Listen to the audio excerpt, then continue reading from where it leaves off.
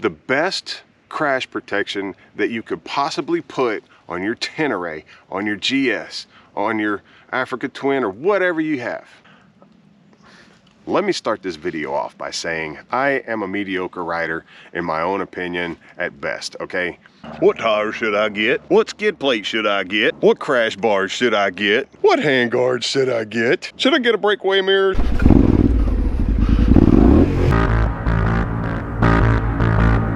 Okay, this is what's important to me, and I unfortunately got back on Facebook, and wowzers. I'm just gonna sit down right here.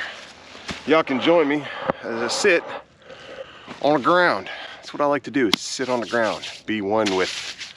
How you doing? Before I even get started on this, to each his own. I'm not judging, I'm just making an observation, and it's a scary observation. And I wish more people would know about it. I wish I would have known about it before I got into riding dirt bikes, but I found out real quick what you need to invest in whenever you start riding off-road. First questions are what kind of crash bars, what kind of oil, what kind of, I mean, if you're asking what kind of oil or what kind of tires, to me, that is like bottom of the barrel new in, because you don't know where to go to research anything. So you don't research anything, you just go ask questions and then you build from there. So that right there, I tend to ignore those. But whenever I start seeing stuff on crash bars and the terrain that people ride, like, oh, I ride terrain, I ride rocky terrain. Okay, that's fine. But my biggest thing is, man, the number one protection that you need to invest is in yourself. Let's get over here. The best crash protection that you could possibly put on your Tenere, on your GS, on your Africa Twin, or whatever you have is you. You are the best crash protection. Plain and simple. Invest in yourself, get some skills, and ride. Go have fun. I mean, whenever I first got into the adventure bike world, I kept hearing, oh, everybody's gonna crash, everybody's gonna crash. You do. I mean, I get it. But if you're laying it down over and over and over, you're in some pretty bad terrain, or you just need training. That's it. You just need training. And it's up to the individual to recognize that. Now, on the flip side, I do know that my Ducati, the Multistrada, that thing definitely needed crash protection. There was a lot of vulnerable parts whenever you laid it down. The Africa Twin, same way. There was a lot of vulnerable parts that would meet the ground you really needed to protect. So, and then I got the KTM 1290. I've laid it over, let's see, probably about 3 times, but whenever on my Utah adventure trip, Utah BDR, basically, whatever, I low-sided it once and I got thrown off of it, OTB, over the bars. That was a bad one. You know what all that happened to my bike? Well, some of y'all know. Broken blinker, broken windshield, and I scratched the crash bars. Didn't even break the factory handguards. Don't ask me how. I got the new blinker. The windshield, that's more or less just a running joke now. So I'll eventually get another windshield because I'm about done buying stuff for this bike. That's really all I wanted to talk about is, man, go enroll in the courses.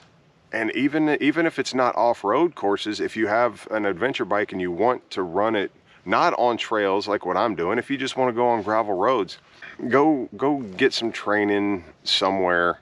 And I know personally what helped me. I hate plugging this guy because he's just an overzealous, he comes off, I don't know if he is, let me just say that, he comes off as an overzealous prick. Really, he does. The MOTO karate guy, you know what I'm talking about. Wow. So yeah, but I have his app. He knows what he's doing. He's got great information, but hey, I'm not above listening to people that I don't particularly care for if they know what they're talking about, So I got his app and I started learning how to do things and went through the drills on his app. And then I got into dirt, and then I went to the MX factory and I got their stuff. Then I started going to the track, talking to the pros there, having a camera. Whether you do YouTube or not, or want to put it up on YouTube, set it up somewhere to where you can see yourself. A 360 camera is the best.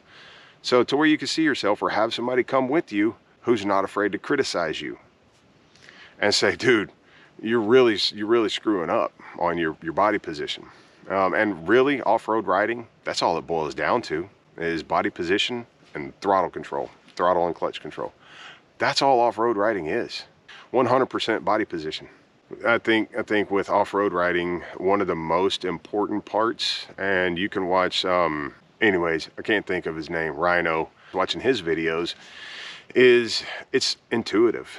You really have to be in tune, in touch with your bike. You can't just haphazardly get on it and ride and expect it to do everything for you. You have to feel what the bike is telling you about the surface underneath you. It just depends on how deep you want to get into off-road riding. So many people struggling and asking all the wrong questions, in my opinion, about what protection to get. I mean, stop worrying about protection unless you've got one of those bikes that whenever you lay it down, you got exposed parts. But this one, I mean, you just see, hell, look at this. I just noticed this right here. Look at this root. Something hard on my bike hit it.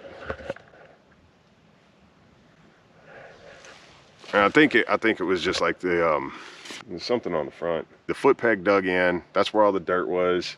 There's still a little bit of dirt on the shift lever and on the rear passenger peg. That's what impacted. And of course my mirror impacted. And again, I haven't broke those handguards. That's twice I've fallen on that side, and I haven't even broken my lever. I bent my lever. I just had to get that off my chest. You know, instead of, unless you're really that, you know, confident in your riding, and I get that that's why people ask questions about it, because they want to know what other people's experiences are.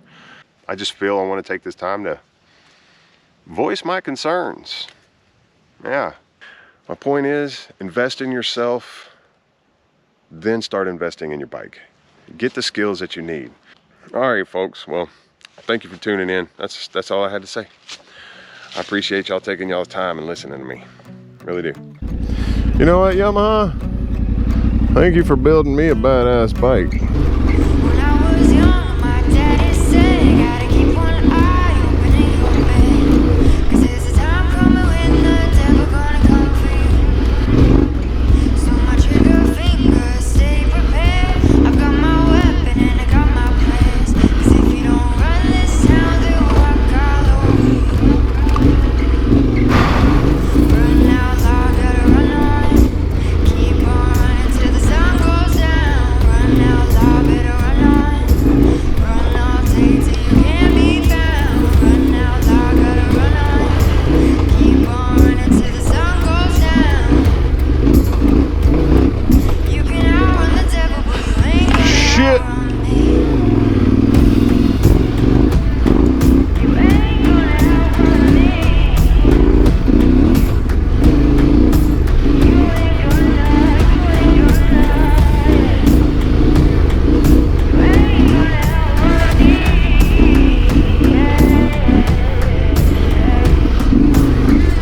When I was younger, my mama said, gotta make your green, you'll be seeing red. 'Cause if you ain't got none, well, nobody gon' come for you.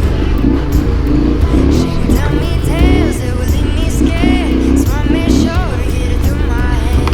I'm either gonna run this town or walk all over you. Run out loud, gotta run on. Keep on running till the sun goes down. Run out loud, better run on. Run all day till you can't be found. Run out loud, gotta run Whoa. on. Keep on running till the sun